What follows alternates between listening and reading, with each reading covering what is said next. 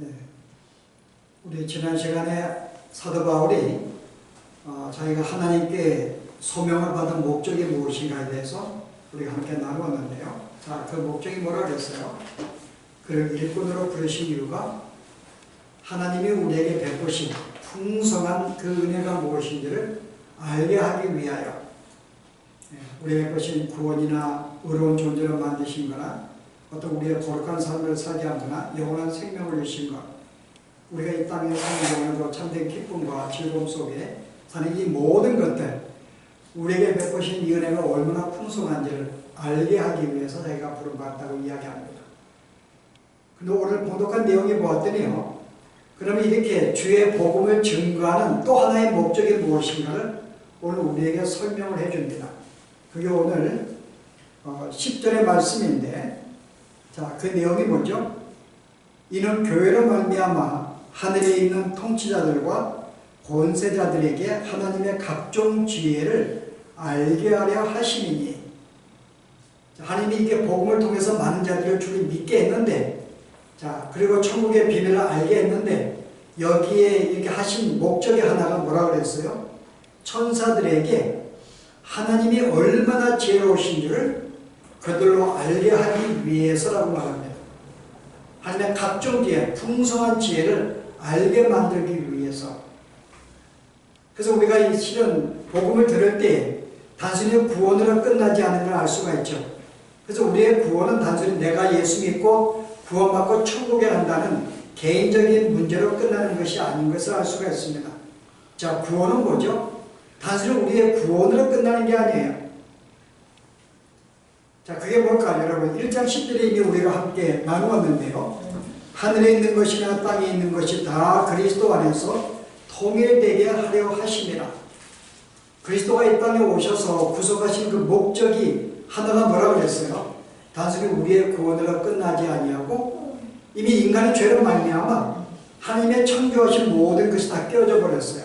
분열이 되었고 경쟁이 있고 싸움이 있고 어떤 질서가, 우주가 질서가 무질서해졌고, 이 모든 것들 어떻게 해요? 그리스도가 오므로 말미암아 이 모든 것을 회복하게 만들기 위해서 다시 원래 하나님의 창조의 의도대로 그렇게 만들기 위해서 실은 예수님이 이 땅에 오셨다고 이야기합니다.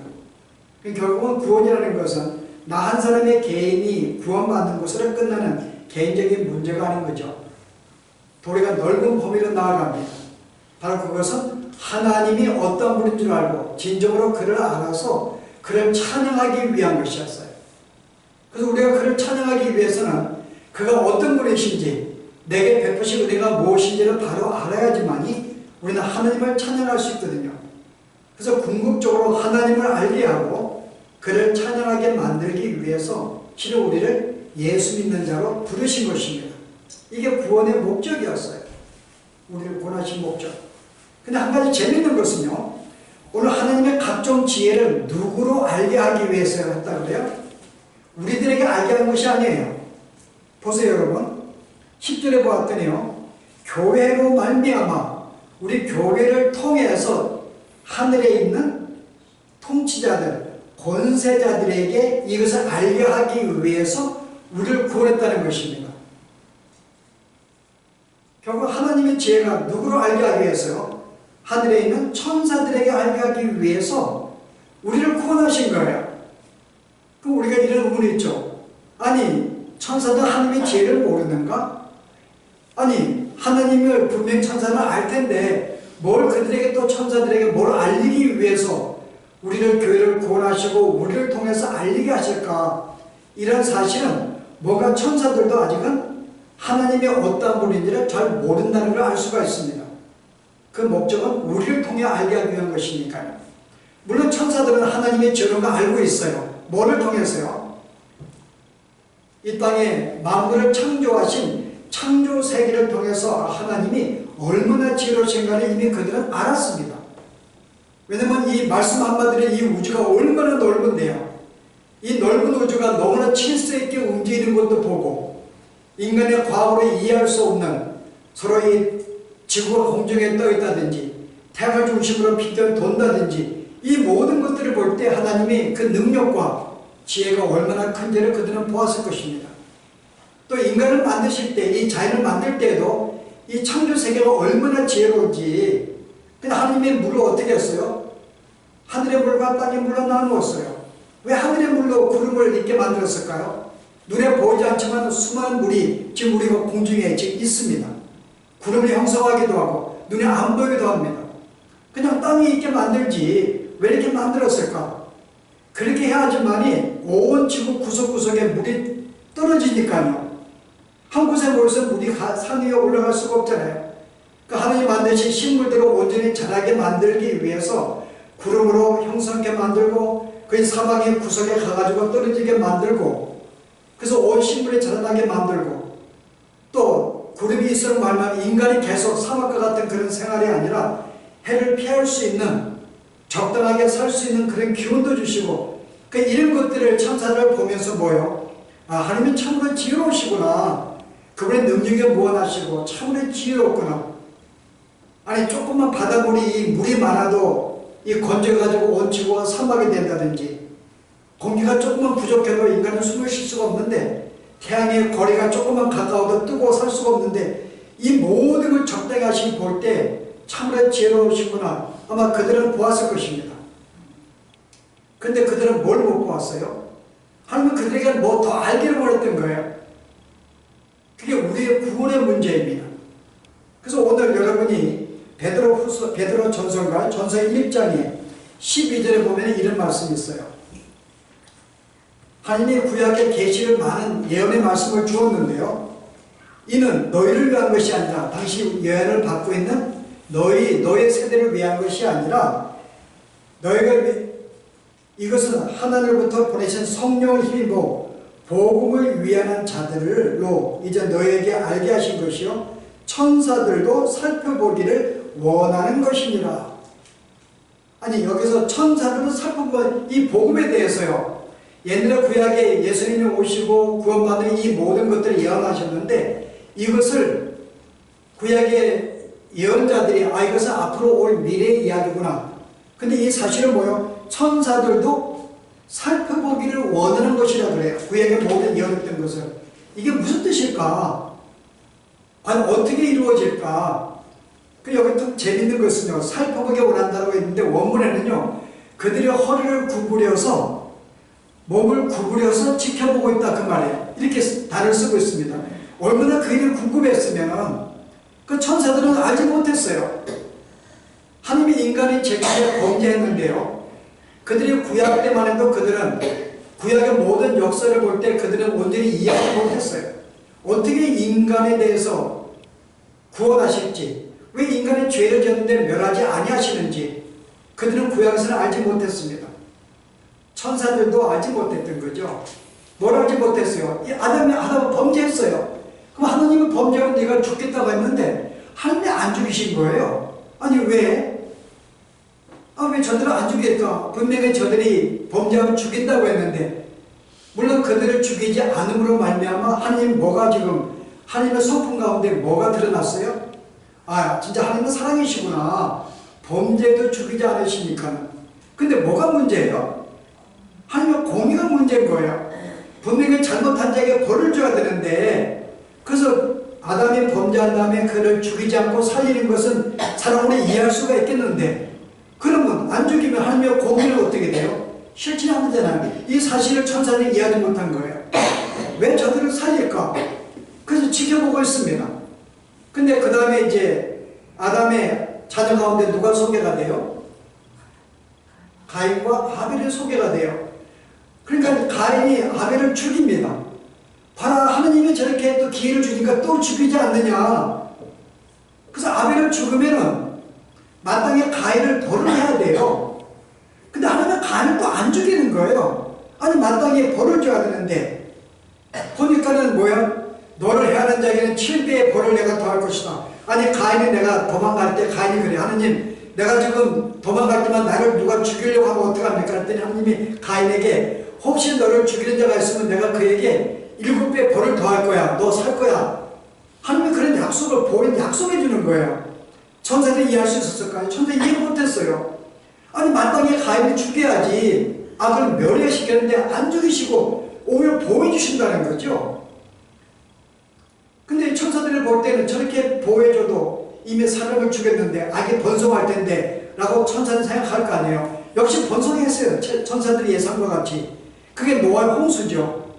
온 인류가 범죄했어요. 하나님 보시면 너무나 악해가지고 그들을 멸하지 않을 정도의 악이 번성했어요. 노아 시대에. 그때 우리가 볼 때 인구가 3, 4억 정도의 인구가 되는데도요. 다 범죄했어요. 그래서 하나님이 노아의 그 홍수로 말미암아 그들을 멸하십니다. 그때 천사들은 드디어 하나님 멸하셨구나. 공개가 살아났구나. 근데 누구를 살려줘요? 노아의 식구들을 살려주는 거예요. 그 8명을. 그때 이들이 의로운 존재들도 아니에요. 나중에 보면 그들이 의로운 존재가 아닙니다. 아니 유언 심판하면 다 죽이시죠. 왜 노아 식구도 왜 살릴까?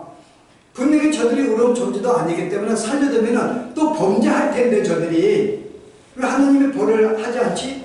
다 그냥 멸하고 끝내버리면 되는데 근데 끝내버리자니 하나님의 창조 세계가 다시금 재통일이 안 됩니다.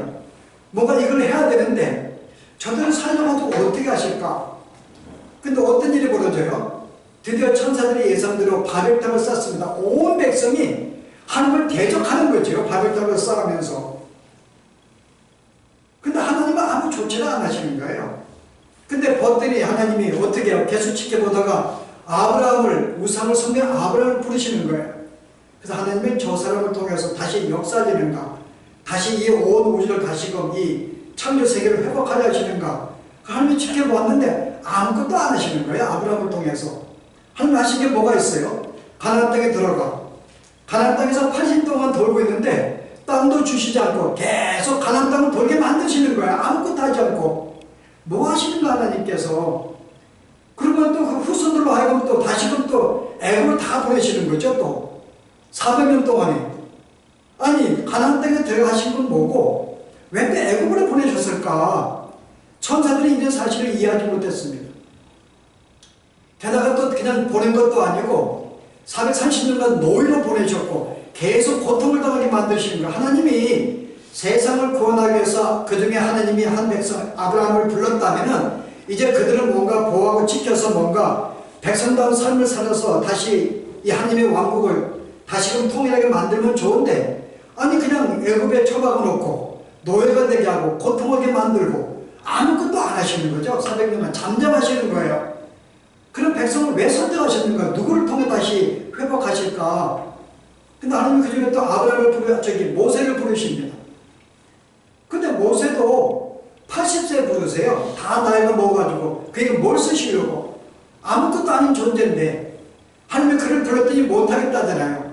나는 아무것도 할 수 있는 게 없습니다. 그런 사람 불러서 뭐 하겠다고? 여러분 이런 역사를 볼 때 구약의 역사는요 천사들이 이해할 수가 없었어요. 그래서 하나님이 오케이 이제 하나님이 이제 그들을 다시금 구원해서 가나안 땅에 보내가지고 이제 가나안 땅을 중심으로 하나님 나라가 회복하려고 하시는가 보다. 주의 백성을 훈련시키고 그들을 보호하셔서 뭔가 하시는가 보다 하고 기대를 했겠죠. 백성이 탈출할 때. 근데 그들이 가나안 땅에 가서 뭘 했는가요? 다 또 여전히 범죄하는 거예요. 이스라엘 역사는 계속 범죄입니다. 범죄하고 하나님의 쪽 은혜를 베푸면 또 범죄하고 범죄하고 하나님이 신명기에 보시면 28장이에요. 이스라엘 백성이 가나안 땅에 들어가면 어떠한 삶을 살지를 하나 예언해 주신 게 하나 있어요. 자, 28장이 뭐라는가 하면 52절에요. 그들이 전국에서 내 모든 성읍을 에워싸고 내가 의뢰하는 높고 견고한 성읍을 다 헐며 내 하나님 여호와께서 내게 주시는 땅의 모든 성읍에서 너를 에워싸리니 내가 적군에게 에워싸이고 맹렬한 공격을 받아 곤란을 당하고 내 하나님 여호와께서 내게 주신 자녀 곧 내 몸의 소생의 살을 먹을 것이라. 그들이 가나안 땅에 있을 때에 그들이 이제 범죄하려고 하느님이 이웃을 들어가 그들을 치십니다. 양식이 끊겨서 아마 내가 양식 끊기게 너의 자식까지 먹을걸? 그들의 죄악된 모습을 이렇게 설명해 주었어요. 근데 실제 11개 하에 보았더니요 이런 일이 벌어져요. 아람 군대가 쳐들어와서 이 사마리아 성을 다 에워쌌습니다. 그 식량이 끊겼어요. 그래서 어떤 일이 벌어져요? 11개 하에 6장에 보았더니요 왕에게 그래요. 자, 왕이 무슨 일이냐? 한 여인들이 재판을 가지고 나왔어요. 무슨 일이냐면 이 여인이 뭐라 그래요? 여인 대답하되 이 여인이 내게 이르기를 내 아들을 내놓으라. 우리가 오늘 먹고 내일은 내 아들을 먹으리라 하매 우리가 드디어 내 아들을 삶아 먹었더니 이튿날에 내가 그 여인에게 이르되 내 아들을 내놓으라. 우리가 먹으리라 하면 그가 그의 아들을 숨겼나이다 하는지라. 이것 때문에 왕에게 찾아온 거야. 사마리아 왕한테. 우리가 약속해서 먼저 내 아들 다 먹었는데 그 다음날 안 들어오는 거예요. 여기서 아들의 재판 문제가 아니라 얼마나 그들의 죄악이, 물론 양식 끊겨서 그들의 죄악이 어때요? 자식을 잡아먹을 정도로 지금 너무나 이 죄가 번성했던 거예요. 천사들이 볼 때 이게 지금 이해할 수가 없는 거. 하나님께서 이스라엘 백성을 이렇게 오케이 애굽에서 탈출시켜서 가나안 땅에 보내어서 이제 이들을 중심으로 하나님 나라가 다시 회복이 되는가 보다 라고 생각을 했는데 이스라엘 백성들의 죄악의 삶은 너무나 엉망인 거죠. 언제까지요? 예수님이 올 때까지 계속 죄악의 덩어리였어요. 근데 이제 예수님께서 이들을 구원하려고 이 땅에 인간으로 가시는 거예요. 천사들은 놀랬죠. 어떻게 하나님이 인간의 몸으로 갈 수 있을까? 그것도 죄악된 세상에. 근데 가실 때 뭐로 오셨는가요? 왕으로 오신 게 아니에요. 아니 어떻게 하나님의 왕으로 가시지 않고 인간을 구한다고 내려가신다고 했는데 어떻게 마국간에서 목수의 아들로 가장 비천한 자로 이 땅에 탄생하셨는가? 이해할 수가 없었죠. 하나님께서 어떻게 인간으로, 그것도 비천한 자로, 왕도 아니고 그나마, 게다가 그가 살아가실 때 삶이 형통하셨는가요? 멸시를 받고 참대를 받고 거절을 당하고 계속 반박을 하는 그런 멸시를 당하셨습니다. 그러다가 또 십자가 달리시는 거예요. 그러다가 죽으십니다. 아니 어떻게 하나님이 죽으시다니. 천사들이 이해하지 못했죠, 이 사실을요. 근데 이 죽는 순간에 결국은 그 다음에 결과를 볼 때 천사들은 그때서야 깨닫게 되는 거예요. 드디어 이 십자가의 사건이 하나님의 모든 성품이 온전히 드러난 곳이구나. 이게 뭐였죠? 결국은 우리가 죄악으로 말미암아 우리가 이렇게 죄악된 삶이었는데 우리를 죽이지 않으시는 하나님의 사랑을 십자가를 통해 보이셨어요. 마땅히 우리가 죽어야 되는데 하나님은 우리를 죽이지 않으시고 우리의 죄를 당신에게 전가시켜서 대신 죽으신 거예요. 그를 통해서 하나님이 우리를 살아가시는 것을 나타내셨습니다. 뿐만 아니라 당신의 아들을 죽음으로 말미암아, 물론 우리의 모든 죄를 그에게 전가시켰죠. 대신 죽음으로 말미암아 하나님이 얼마나 공의로우신지도 십자가상을 통해서 드러나게 됩니다. 그 하나님의 사랑과 공의가 너무나 정확하게 드러나게 된 거예요. 그리고 그동안 하나님이 왜 죄악을 내버려 두었을까? 인간이 얼마나 죄악된 상태인지, 그걸 통해 인간 스스로는 도저히 구원할 수 없는 그렇게 많은 기회를 주어서 불구하고 어느 누구나 자기 스스로가 한 명도 선을 행할 수 없는 존재인 것을 그들로 알게 만드는 어떤 그런 역사. 그냥 그때그때 면하지 않으시고 하나님이 종종 긍휼도 보이셔서 기회를 주신 주의 사랑도 보여주시면, 그래서 결국 하나님이 아니시면은 결국 우리가 구원할 수 없고 다시금 이 창조 세계가 회복될 수 없는 사실을 구약을 통해 주의 십자가 통해 보여주신 것이죠. 그뿐이 아니라 하나님이 이제 인간으로 오신 순간부터 어떤 변화가 생겼어요? 다시 그분은 편재 못하십니다. 편재는 뭐예요? 편재는 하나님이 모든 곳에 계시는 거예요. 근데 성자 하나님은 인간으로 오신 순간부터는 편재할 수가 없습니다. 이제 어떤 거룩한 성스러운 몸은 가지고 계시지만 그 몸에 제약을 받으시는 거예요. 물론 그 스스로 어디에 갈 수는 있죠. 그러나 동시에 그가 모든 세계, 온 우주에 계할 수는 없습니다. 몸으로 오셨기 때문에 우리가 이해할 수가 없죠. 근데 그거로 말미암아 하나님이 다시금 성령을 이 땅에 보내어서 대신해서, 왜냐하면 우리가 의로운 존재, 우리가 그의 보혈로 말하면 의로운 존재가 되었고 주의 자녀가 되었기 때문에 마땅히 하나님과 교제하고 만나야 되는 거예요.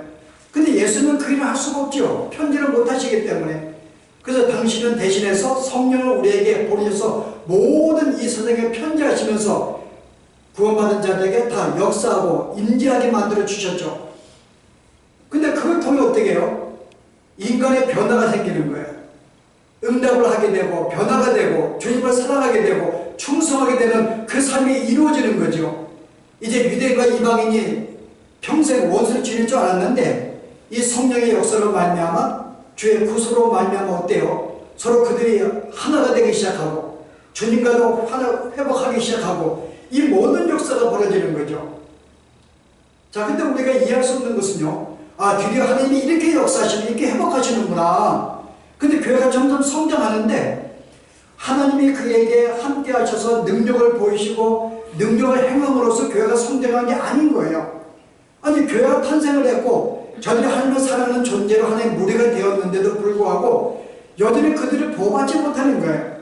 우리 예수 믿는 것 때문에 핍박을 당하고 환난을 당하고 고난을 당하는 거죠. 아니, 왜 하나님께서 왜 그들을 보호하시고 능력도 주시고 뭔가 그런 걸 말면 하나님의 살아계심을 보여주셔서 확장시키시지 왜 저들이 고난을 받을까? 예수 믿는 사람들이. 여러분, 시편에 예언한 말씀이 있는데요, 왜 고난을 받는죠? 시편 76편 10절에 보았더니요, 진실로 사람의 노여움은 주를 찬송하게 될 것이요, 사람의 노여움이 하나님을 찬양하게 된다고 말해요. 여러분, 이게 무슨 말이에요? 내가 사람의 노여워합니다. 근데 그 일로 하나님을 찬양하게 만들었어요. 우리가 예수 믿는 거로 말미암아 세상에 분노한 거예요. 세상에서 우리를 핍박하고 환난 속에 계속 우리를 성내면서 우리를 어려움을 줍니다. 근데 그럴수록 어때요? 교회가 점점 성장하는 거예요. 아니, 어떻게 교회가 점점 성장할까? 아니, 사람들의 노역 때문에 교회가 핍박을 당하고 어려움을 당하면 당할수록 오히려 사람들은 더 믿음이 순수해지고 더 믿음이 성장하게 되고 더 주님을 붙잡게 되고 더 믿음 가운데 성장하는 걸 보게 되는 거죠. 다시 말해, 하늘의 미랄이 썩어짐으로 말미암아 아름다운 열매를 맺는 광경을 그들이 보는 거죠. 그래서 하나님이 여전히 그의 백성들이 이렇게 역사하시는구나, 하늘의 미래를 통해서 이 교회를 성장시키는 그것도 천사들이 발견하게 되죠. 그걸 통해 성도들의 온전히 더 경건해지죠. 여러분, 교회가 언제 타락했는가요? 여러분, 초대교회 때 교회가 굉장히 순수하고 아주 정결했어요. 그래서 이 로마의 황제가 10대에 걸쳐 계속 핍박을 하였더니요, 교회들이 어디에 숨어들었는가요? 칼 타고 다 무덤 속에 들어갔어요. 무덤을 땅을 파가지고 거기에서 거의 몇백 년을 지납니다. 땅이 지하세계가 이루어진 거죠, 거기서요. 그때만 해도 굉장히 순수했죠. 근데 언제 교회가 타락했어요? 313년에 콘스탄티노 황제가 환상 중에 어떤 방패에다가 이렇게 십자가를 새기고 나가 싸우면서 싸우더니 승리했거든요. 결국 그것으로 왕이 되었습니다. 그래서 이 사람이 왕이 된 다음에 기독교를 국교로 선포해버렸어요. 그 나라의 모든 국교가 되니까요, 이제 어때요? 내가 출세하기 위해서는 이제 어디에 떠지게 다 나오는 거죠. 다 교회 나오는 거예요. 왜냐하면 교회 나와서 예수 믿어야지만 출세할 수 있으니까는, 어떤 정치도 할 수 있으니까는 다 나오는 거죠. 그때부터 교회가 부패하게 된 거예요. 하나님 믿는 순수한 신앙이 아니라. 그래서 실은 막 몰려오는 게 이게 여러분 진정한 부흥이 아닙니다. 어려움과 핍박 속에서도 교회가 수가 적어도 믿음을 지키는 그게 아름다운 것이지, 그 실제 교회가 핍박을 당하고 어려움 당하고 우리가 이 땅에 하나님이 왜 우리에게 평탄한 삶을 때문에 허락하지 않는가, 보호해 주시고 지켜주면 되는데, 이게 우리의 신앙의 성장을 위한 것이고, 그래야지만이 우리가 더욱 주님을 붙잡고 주님과의 교제 속에서 이 땅에서 우리가 살아가게 되기 때문에 하나님이 그렇게 역사하는 거거든요. 그래서 그걸 통해 오히려 교회가 성장하게 되고 부흥하게 되고 하나님과 가까워지고 나라는 점점 확장되는 이런 모든 사실을 천사들이 보고서 하나님이 얼마나 이거 지혜로우셨는지, 왜 구약에 그렇게 하셨는지, 어떻게 하셨는지 이 모든 것을 하늘에 보면서요, 드디어 천사들이 하나님을 발견하게 되고 지혜를 알게 되고 그때 주님을 더 찬양하게 되겠죠. 그래서 여러분이 디모데전서에 3장이 18절에 16절인가요? 바울이 이렇게 고백합니다. 크도다 경건의 비밀이요, 이 모든 복음에 대한 것이 얼마나 큰 비밀인지요, 그렇지 않다 하는 이 없도다. 그는 유신으로 나타난 바 되시고 영으로 의롭다 하심을 받으시고 천사들에게 보이시고 만국에게 전파되시고 세상에게 어둠만 되시고 영광 가운데 옮겨지셨는데 그가 부활을 하자마자 그의 몸을 누구한테 제일 먼저 보였어요? 천사들에게 보이신 거예요. 왜 보였는가요? 하나님이 이렇게 내가 이렇게 승리해서 이렇게 내가 하나님의 나라가 회복되는 것을 내가 보여주시기 위해서 당신의 부활을 그들에게 보여주신 거야. 천사들에게. 그래서 천사들은 하나님이 이런 모든 구약의 역사 속에서 이걸 통해 하나님이 얼마나 지혜로운지를 그들은 발견하게 되고 그래서 하나님을 뒤치러 더 찬양하게 되는 역사가 벌어졌습니다. 오늘 우리에게 이 말씀은 어떤 의미가 있는가요? 물론 우리의 궁극적인 구원은 하나님이 어떤 분인 줄 알고 우리가 주님을 찬양하기 위해서 구원하신 목적이 있습니다만 우리가 이 땅을 살면서 하나님은 우리를 자녀로 삼는 순간 모든 역사는 교회를 위해서 그런 거예요. 우리를 위해서 이 모든 일을 벌이신 것입니다. 이런 하나님께서 우리가 구원을 완성하는 그날까지 우리에게 어떻게 대하실까? 내가 너희를 위해서 내 아들을 주신 바 되었는데 하물며 내가 너희를 어떻게 대한다고요? 우리는 주 앞에 장중에 붙잡혀서 이 땅에 사는 동안에도 우리는 주의 자녀로 살 것입니다. 근데 우리는 모든 것이 우리의 유익과 덕을 위해서 우리를 위한 것이었어요. 근데 우리는 삶의 현장을 볼 때 종종 우리는 그걸 못 느낄 수가 있습니다.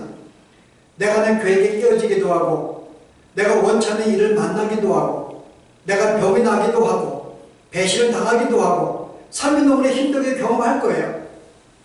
그런데 우리가 이것을 볼 때는 힘들지만 하나님을 우리가 어떤 분인 줄 알고 우리가 그분의 지혜나 그분의 능력을 안다면요, 내가 그분 앞에 지금 어떤 삶을 살고 있는 내가 안다면 어떤 일이 벌어져요?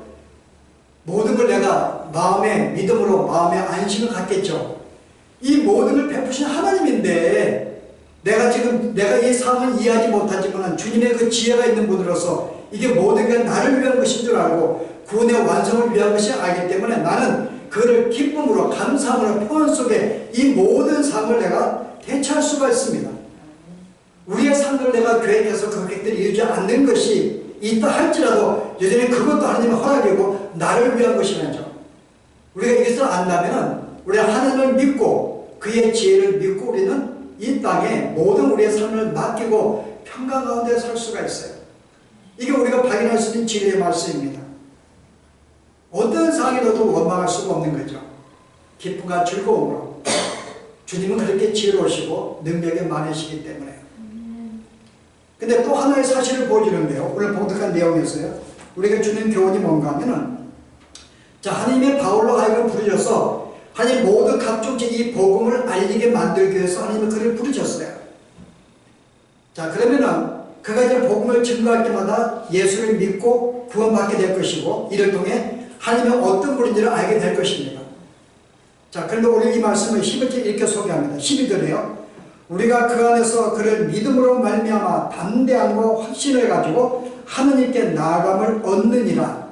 나아감을 얻느니라. 여기 오늘 이 원래 본문의 뜻은요, 굉장히 들어가기 힘든 곳인데 들어간다는 뜻입니다. 주 앞에 나가는 것은 아무나 갈 수가 없죠.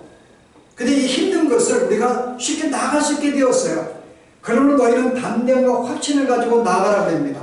이제 우리가 자유롭게 주님에게 나아가서 함께 교제라고 이야기합니다. 근데 무엇으로 말미암아? 그 안에서 그를 믿음으로 말미암아 나아가라 그래요. 예수를 믿는 믿음으로 나아가라고 말합니다. 우리가 주 앞에 나가고 교제하는 것은 뭐로 말미암아? 믿음으로 나아갈 수 있어요. 이 믿음이 뭐죠? 믿음은 간단해요. 하나님이 어떤 분이신지, 예수님이 어떤 분인지, 나를 위해 뭘 행하셨는지 그것을 내가 믿는 거죠. 그러니까 예수님을 바로 알고 그를 내가 받아들이고 그 사실을 통해서 나아가라고 해요. 그걸 통해 나아갈 수 있다고 해가는 거 다른 말로. 다른 것은 길이 없다고 이야기합니다. 우리의 신앙생활의 뭔지를 이야기하죠. 우리 신앙생활은요, 믿음으로 나아가는 하나님을 우리가 분명히 예수님을 알고 나아가는 거죠. 근데 오늘날 이게서 우리에 대한 어떤 도전인가 하면 우리는 신앙생활을 굉장히 감성적으로 생각을 해요. 뭔가 기도할 때 뜨거움도 있어야 되고, 뭔가 기도하면 응답도 있어야 되고, 뭔가 기사와 이적도 일어나야 되고, 뭔가 그런 어떤 역사가 벌어지는 것이 참된 믿음이라고 보통 생각을 해요. 내가 기도할 때도 눈물도 막 나야 되고, 감동도 생겨야 되고, 그래야지 내 믿음이 진짜구나라고 우리는 감정으로 우리의 믿음을 확인하려고 합니다. 오늘 성경 그렇게 말하고 있지 않아요? 우리의 감정으로 우리의 믿음을 확인하는 게 아닙니다. 주님과 교제하는 게 아니죠. 그래서 이것 때문에 오늘날 교회 내에서도 많이 우리가 미혹을 받는 거예요. 어느 교회가 집회가 있고 은사에 체험이 있다면 거기에 막 달려가잖아요. 거기에 뭐 경험을 하게 되면 뭔가 내가 믿음이 좋은 것 같고, 그 사람들은 그것을 괜히 이 거짓 선자들이 기사와 이적으로 믿음을 계속 유혹하죠. 병 고친다 그러고 이적이 있다 그러고. 그리고 내가 기도해도 응답이 안 되면 뭔가 사람들이 뭐라 그래요? 너가 믿음이 좀 없어 그래. 조금 더 믿음이 있으면 응답 받을 수 있는데 내가 병 낫지 못하는 거 믿음이 없어서 그래. 마치 기사와 이적과 그런 것들이 내 믿음과 연관을 시키거든요. 근데 오늘 성경은 뭐라 그래요? 여러분이 요한복음 17장에 뭐라 그래요? 우리가 주 앞에 나아가는 그 하늘의 길이 17장에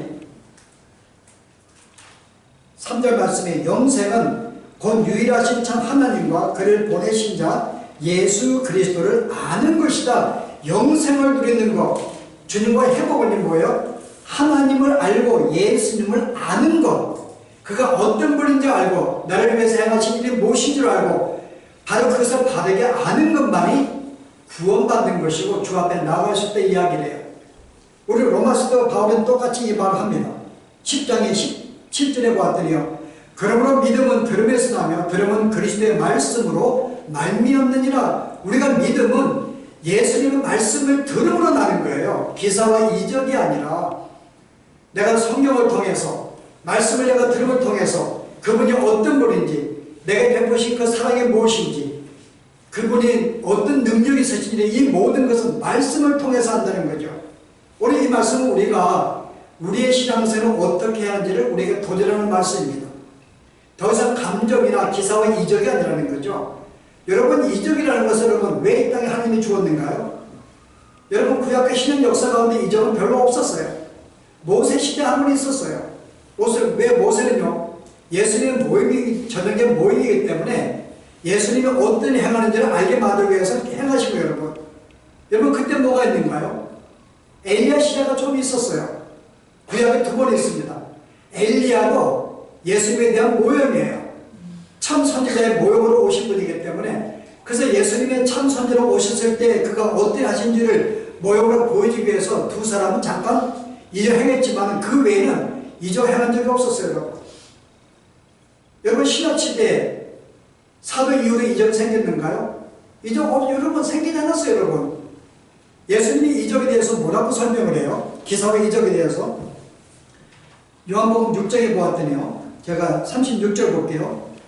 내게는 요한의 증거보다 더 큰 증거가 있으니, 내게 증거가 있어요. 내가 메시아인 것을 뭐가 증거하는가? 아버지께서 내게 주사 이르게 하시는 역사, 곧 내가 하느님의 그 역사가 아버지께서 나를 보내신 것을 나를 위하여 증언하는 것이요. 예수님이 이 땅에 계셔서 이적을 행하신 것은 뭐예요? 당신이 메시아인 것을 증거하기 위한 가장 큰 증거라고 이야기해요. 하나의 사인이죠. 이분은 참 메시아야. 구약에서 예언했던 메시아인 것을 안내한 사인으로서 예수님이 이적을 행하신 거예요. 그걸 통해서 이분이 진짜 메시아구나. 여러분, 사인은 목적이 아니죠. 내가 뉴올리언스 가는데 사인판이 나옵니다. 그 사인판 보고 여기가 뉴올리언스구나, 그렇지 않습니다. 그 사인판은 지시하는 거죠. 근데 우리는 오늘 기사와 이적은 뭐예요? 예수님이 행하신 것은 그가 메시아인 것을 증거하는 사인이었다는 거죠.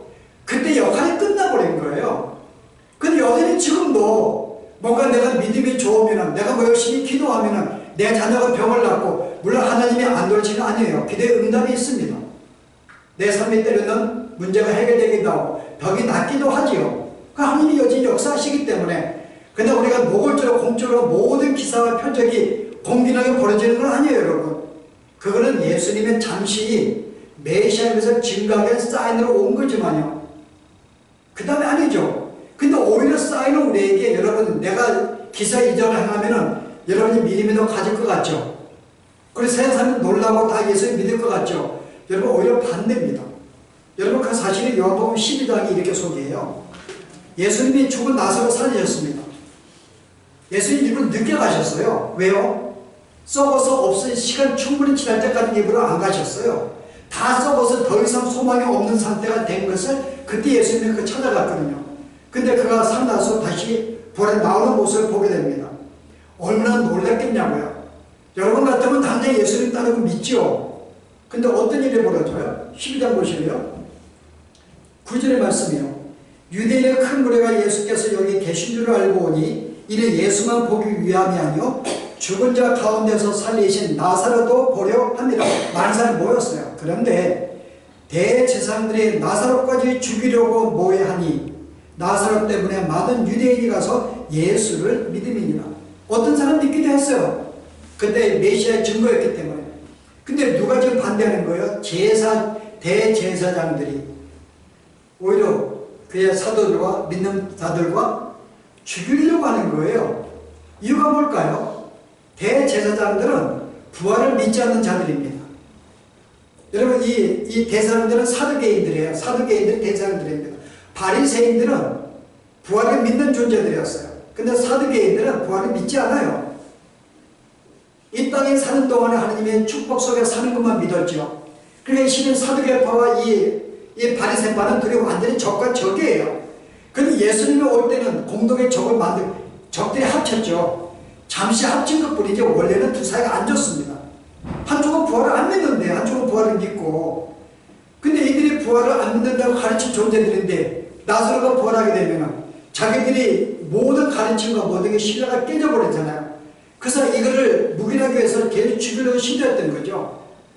여러분 부활이 그런 거예요. 여러분 이적이라는 것이 여러분 실제 우리가 보이게 되면 믿을 것 같지만 오히려 세상 사람은 오히려 그것이 오히려 하나님의 살아계심을 증거하는 거기 때문에 사탄은 그것도 가만히 안 두죠. 여러분 더 그걸 통해서 반대하고 그리고 우리도 행한다 그러면 자기들은 거기에 어떤 비슷한 이적을 행하고 보여주고 유혹을 하지요.